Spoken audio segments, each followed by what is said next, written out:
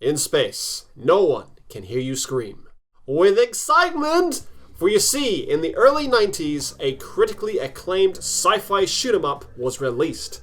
It was a 16-bit sci-fi adventure where players explore alien worlds, find secrets, and blast enemies to a rich soundtrack. A sequel to an 8-bit classic. Do you know which game I'm referring to? Oh yes, I know what you're talking about. It's Super Metroid! Oh yeah!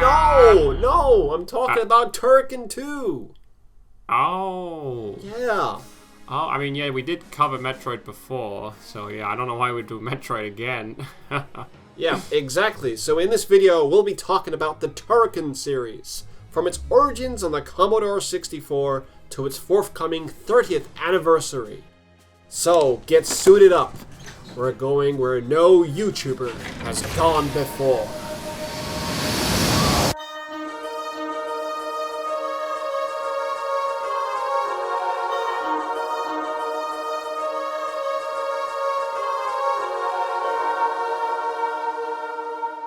The very first Turrican game was released in 1990 and was developed by Manfred Trenz. He was a German game developer who was best known for making the great Giana sisters in 1987. This was a Super Mario Bros. Clone, and when I say clone, I mean a complete ripoff. It was so similar to the Super Mario Bros. That Nintendo threatened legal action if the game wasn't withdrawn from sale. Rainbow Arts, the game's publisher, reluctantly complied. As a result, we never saw the Giana sisters again. Oh! Wait, no, they came back. Manfred would go on to develop a sci-fi shoot-'em-up called Turrican for the 8-bit home computer, the Commodore 64. The Commodore 64 was a very successful machine, thanks in part to the Australian sitcom Commodore Computer. Are you keeping up with the Commodore? 'Cause the Commodore is keeping up with you. Are you keeping up with the Commodore? 'Cause the Commodore is keeping up with you. My grandfather Gerald Morrington actually appeared in the show. There he is. Look, there he is in the intro. Oh, I can see the resemblance. Turrican's gameplay was similar to the Metroid series in many aspects, namely in the game's huge levels and the player's ability to morph into a ball and roll around. The player could also hold down the fire button and shoot a laser to shoot enemies in all directions. That was pretty neat, but he just sort of stood there and then the laser just went around. Wasn't very exciting. I mean, it was exciting. Oh, Turrican. The game became very popular due to its impressive technical achievements, showing off graphics people didn't think were possible on the Commodore 64. Turrican was eventually ported to other platforms, including the Commodore Amiga. The Amiga was another home computer, however, unlike the C64, it was able to produce 16-bit graphics. With those improved graphics, the world of Turrican really did come alive, a bit like the talking sandwich from Muppets in Space. Hey, moping! Ah! Who said that? I did. But you're just a sandwich. No, I'm just channeling my voice through this sandwich in order to deliver this message. The Amiga version was handled by Factor 5, a German developer who would go on to develop the excellent Star Wars Rogue Squadron games. Remember those? I do. How could I forget? They are forever etched in my brain. With the Amiga version also came new music, composed by Chris Hulsbeck. And what music! Seriously, the soundtrack for Turrican is excellent and does a great job at getting the adrenaline pumping. There are also versions of Turrican released for the Atari ST, the Spectrum, the Genesis, the TurboGrafx 16, and also the Game Boy. Basically everything. It was well received across the board, with many critics being impressed with the game's technical accomplishments and playability. A year later, Turrican would get a sequel in the form of Turrican 2, The Final Fight.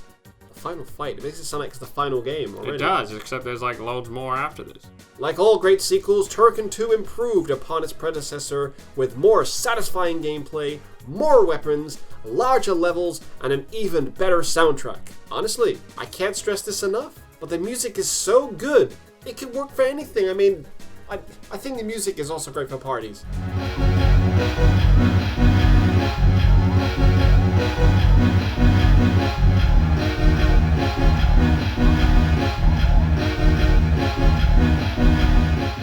Turrican 2 would be released first for the Amiga, developed again by Factor 5. However, it would later receive a version for the Commodore 64, developed by the original creator, Manfred Trenz. The Commodore 64 version was actually designed first, with the Amiga version being based on the C64 version. Factor 5 just got their version finished first, the speedy bastards. Upon release, Turrican 2 would go on to receive critical acclaim, with multiple Amiga publications giving it the highest of praise. For example, CU Amiga called it the best shoot-'em-up ever. Well, no, you're definitely paraphrasing there. They said it's the best shoot-'em-up to appear in a long time. Anyway, despite this, the game did receive some criticism for being too similar to the original. Well, what can you do? You can't please everyone. Turrican 2 would end up getting ported to the Sega Genesis and Game Boy a year later, under a completely different name. Universal Soldier! Fighting all the bad guys, eating up the plates. Well, yeah. So it turns out ScHlAuChi had the rights to the console ports for the Turrican series, as well as the rights to produce a video game spin-off to the Jean-Claude Van Damme action movie, Universal Soldier! Fighting all the bad guys, eating all the plates. Yeah. Rather than create a faithful port to Turrican 2 and a completely new game for their Universal Soldier, fighting all the bad guys. No. Okay. Otherwise it gets okay. tired. ScHlAuChi decided to just use Turrican 2 as a base to turn it into a Universal Soldier game. Oh, okay. The developers changed the main character sprite into a Marine and replaced many of the sci-fi enemies into military soldiers and vehicles. This included changing 2 of the bosses into large versions of Dolph Lundgren's character from the movie, which didn't really make any sense. Like, why is he so big? On top of that, they also added 3 new stages set in a jungle, a forest, and a junkyard to help link the game to the movie. Besides those changes, the rest of the game was pretty much identical to Turrican 2, with many of the levels and enemies being kept exactly the same. After Turrican 2 went gold, Factor 5 immediately got to work on a Turrican 3 for the Amiga. The team put together a working demo. However, due to declining sales of the Commodore Amiga, it was decided that the game would be developed for the Genesis. It was decided that the game would be developed for the Sega Genesis instead, or the Sega Mega Drive, as it was known in Europe. Which is a real shame, as the Amiga had many classic games, like this one here. Come back, Shane! My name's not Shane, kid.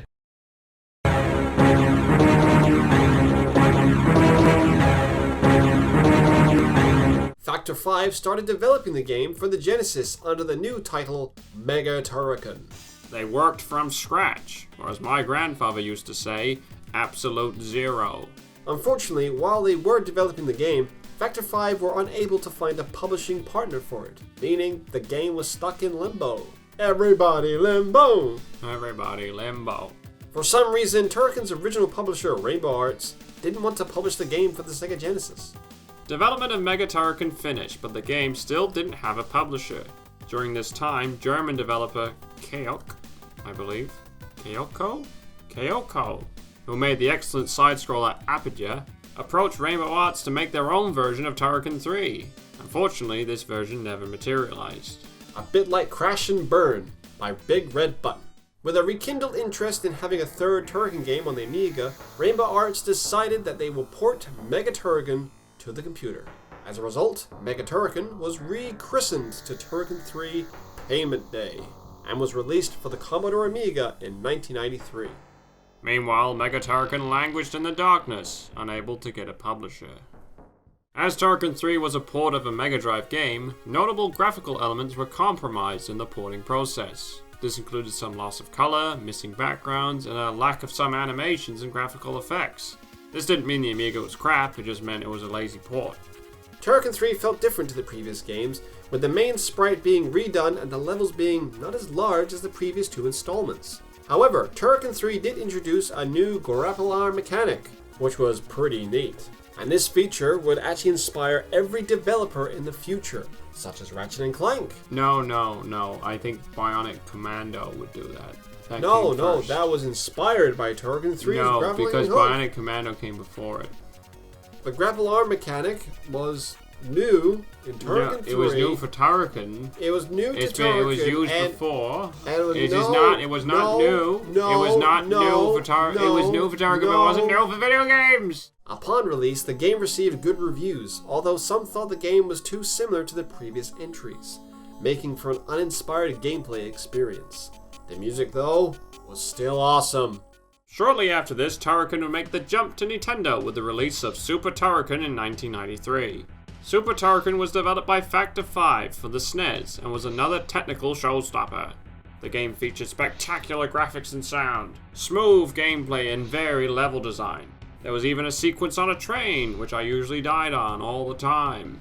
While Turrican 3 featured the grappling arm, Super Turrican introduced the freeze beam, which enabled players to freeze enemies in the tracks, another feature that every developer be inspired No, to it use. didn't. I'm sure the freeze beam came before Turrican. You don't know that. Well, I don't know about the freeze beam, no, but I'm sure it did. Other than that, it was basically business as usual for the series. And that was good enough, as the game received great reviews across the board. Believe it or not, but Super Turrican for the SNES was actually the second Super Turrican game to be released. What? Yes. A year earlier, a Super Turrican game was released exclusively in Europe for the Nintendo Entertainment System.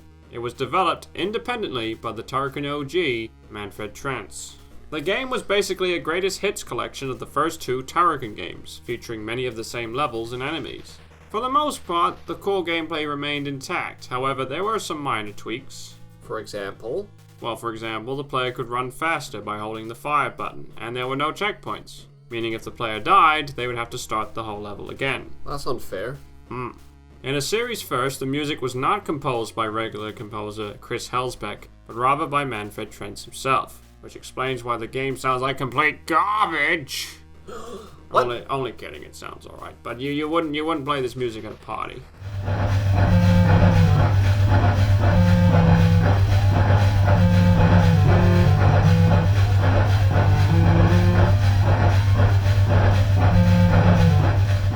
Upon release, the game would receive decent reviews from multiple publications. Unfortunately, I don't know what they said, as they are all in German, although I'm pretty sure it was all nice things. Now, remember Mega Turrican? Well, good news, the game finally got a publisher! Hey, party! Well, actually, it got two, with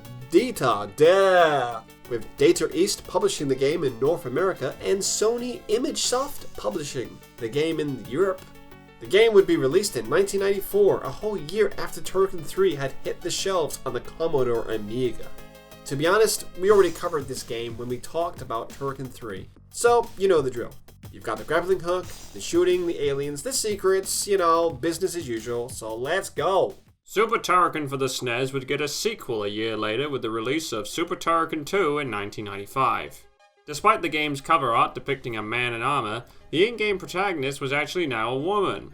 At least I think they are a woman.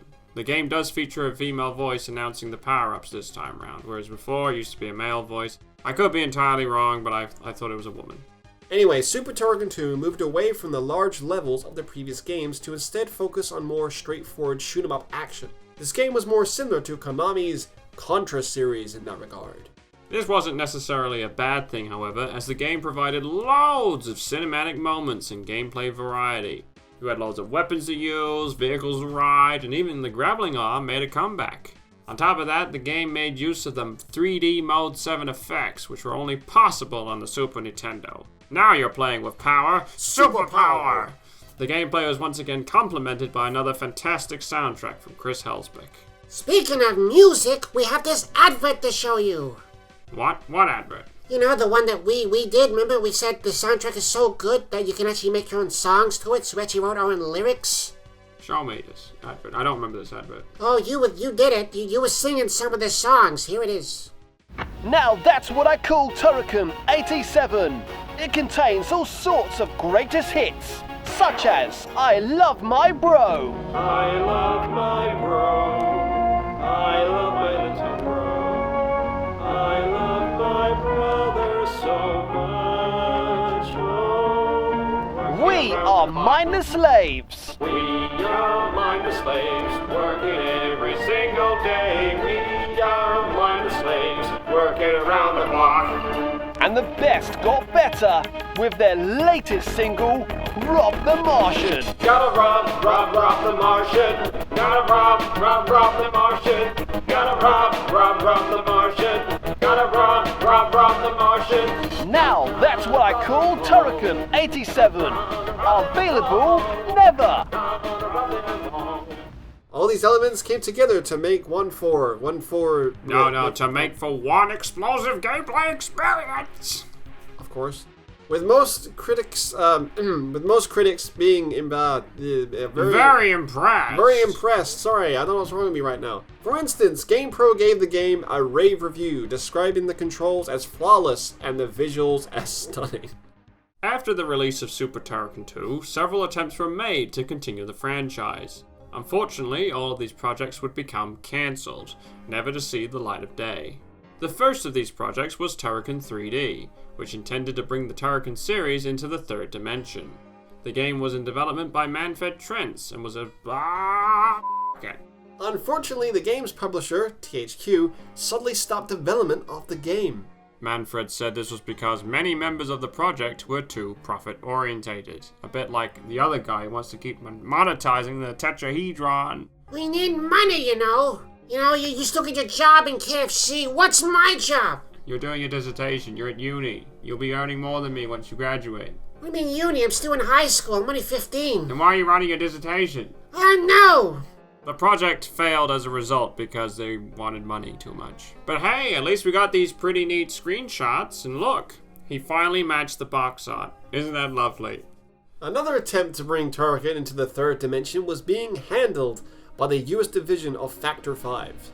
As they didn't have the rights to the Turrican franchise, the game was titled Tornado. What? Yes, like Turrican. Wait, what? The game was titled Tornado. Yes. And would have been a spiritual sequel of sorts, a bit like how Ukulele is a spiritual sequel to Banjo-Kazooie. Originally, the game started development on the N64 and would have featured music from Chris Hulsbeck once again. In fact, you can even find a sample of his music for the Tornado game on the internet. If you listen very carefully, you can hear it. Can you hear it? See, it sounds good, doesn't it? It sounds awesome. They can listen how good it sounds. It's just really good. absolutely amazing. Well, if you guys stop talking, we could hear it. The game would end up moving development to the Nintendo GameCube, with a real-time demo being shown to gaming journalists at Space World 2000. Unfortunately, after languishing in development hell for a bit longer, the game was quietly cancelled. Not much of this version of the game exists. However, apparently the bridge that appeared in the demo at Space World ended up being used in Factor 5 Star Wars Rogue Squadron 3. The bridge appears in the Defenders of Raltier mission, so that's nice. Finally, in 2007, it was reported that Factor 5 were working on concepts for a new Turrican game. However, the studio ultimately went bankrupt in 2011, causing the game to become cancelled. With that, the series was effectively dead, and the chances of Turrican making a comeback were highly unlikely. Or as my grandfather used to say, absolute zero. However, much like the protagonist from Altered Beast, Factor 5 rose from its grave. Rise from your grave. In 2017, Factor 5 returned, with company co-founder Julian Eggbrecht announcing they had reacquired the Turrican license, and they were messing about with the Nintendo Switch hardware. Ooh. So what did this mean for the future of the franchise? Well, at Gamescom 2020, as part of Turrican's 30th anniversary, Factor 5 showed off a teaser trailer for a brand new Turrican experience. Oh. Well, actually, it wasn't for a brand new Turrican game, but rather a Turrican Anthology collection. The collection will be released as 2 volumes for the Nintendo Switch and the PS4. The volumes will include all the major Turrican games, including Turrican 1, 2, and 3 from the Amiga, Super Turrican 1 and 2 from the SNES, and Mega Turrican from the Genesis. The collection will also include director's cuts and score attack versions of Super Turrican and Mega Turrican. The Anthology collection will be released in various editions, including a collector's edition and an ultra edition, which come with all these other neat collectibles, like a statue of the Turrican Man. However, if you want one of these collections, you're going to need a deep wallet. If you want the collector's edition, that is going to set you back €100. And if you want the ultra edition, that will set you back €200. Hey, Chihuahua! Whoa, whoa, whoa! If you only want the games, then each volume will cost you €35 each. So if you got the money, go knock yourselves out. I mean, to be honest, if you really want to play the games, just get emulators. I got you that little Amiga. Oh yes, I got that for my birthday. That was nice. Despite our reservations about the price, it is nice to see Turrican making a resurgence. The early Turrican games are some of the best 16-bit shoot-em-ups of all time, and it'll be good for players to become reacquainted with an old friend. It'd also be nice for new players to experience these games for the first time. And if it sells well, maybe it will lead to a new Turrican game. You know? Turrican Resurgence. It has a ring to that it. sounds good, yeah. It does, doesn't But it? like Godzilla. What about Shin Turrican? No, that doesn't sound good. But one can hope. I want some new tunes from Chris Hellsbeck. We all want new tunes from Chris Hallsbeck. We all want Chris. We all want Chris. We all want Chris. We all want Chris. We all want Chris! Hi everyone. For the next complete history video, we're going to let you decide which franchise you want us to cover next, out of the following 4 options. Metal Gear, Jak and Daxter, F-Zero, or the entire back catalog of the studio Sucker Punch, which includes Rocket Robot on Wheels, the Sly Raccoon games, the Infamous games, and Ghost of Tsushima. Vote which one you want us to cover first, either through our Twitter poll or our YouTube channel poll. The votes will be tallied on the 1st of November, with first place having their complete history being released in January 2021. Second, third, and fourth place will be released every other month after. So second place will be March, third place will be May, and the fourth place will be July! Alright, That's jeez. scary. Just thinking about that, it scares me. Like July? I know. Anyway, get voting and we'll see you again soon. Thanks for watching. As always, like, dislike, whatever, comment. Give us some love. We only get like 200 views a video. Yeah, come on, we put a lot of work into these videos. It's a lot of work. It's a lot of work. Come on. Anyway, bye-bye.